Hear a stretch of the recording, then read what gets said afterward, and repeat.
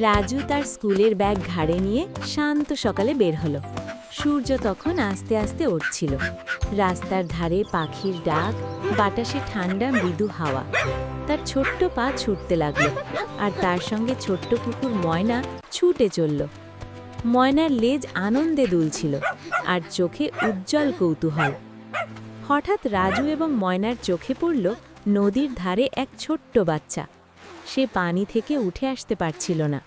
রাজুর হৃদয় বেগ পেয়েছিল, আর ময়না দ্রুত নদীর ধারে ছুটে গেল। সে ঘেউ ঘেউ করতে লাগল, বাচ্চাটির কাছে গিয়ে তার বিপদের সংকেত দিতে চাইছিল।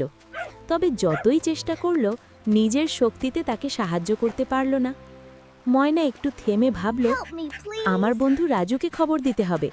সে দ্রুত রাজুর দিকে ছুটল, ঘেউ ঘেউ করতে করতে তার দিক নির্দেশ করল। রাজু ময়নার নির্দেশ বুঝতে পেরে দ্রুত নদীর ধারে ছুটল। তার পা হালকা কাঁপছিল, কিন্তু সে স্থির মন নিয়ে বাচ্চাটিকে উদ্ধার করতে চাইল।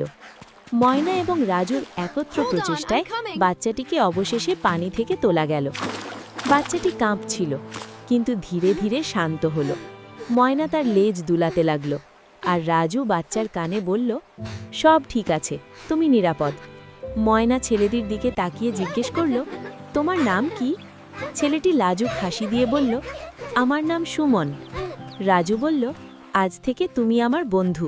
আমরা একসাথে স্কুলে যাব, একসাথে বাসায় ফিরব। সুমনের চোখে দুঃখ ছিল। সে বলল, আমার বাবা মা অনেক অসুস্থ, তাদের চিকিৎসার জন্য অনেক টাকা দরকার। আমি এভাবে তাদের রেখে স্কুলে যেতে পারবো না। রাজু তার কাঁধে হাত রাখল। চিন্তা করো না, আমরা তোমার পাশে আছি, তুমি একা নও।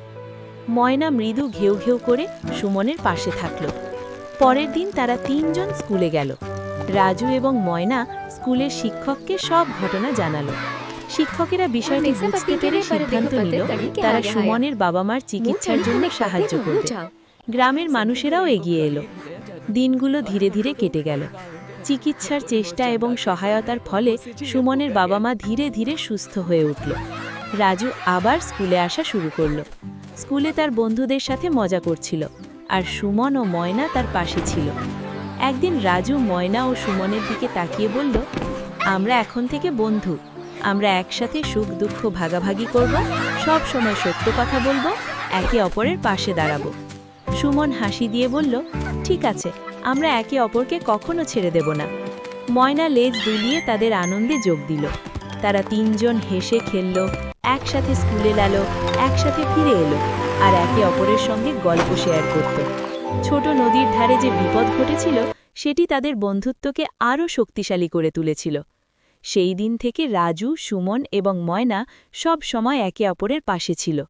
তারা একে অপরকে সাহস, ভালোবাসা এবং নিরাপত্তার অনুভূতি দেয়। ছোট্ট নদীর সেই সকালটি তাদের জীবনের এক অবিস্মরণীয় দিন হয়ে রয়ে গেল। গল্পটি যদি আপনাদের ভালো লাগে, তাহলে অবশ্যই একটি লাইক এবং সাবস্ক্রাইব করে আমাদের পাশে থাকবেন।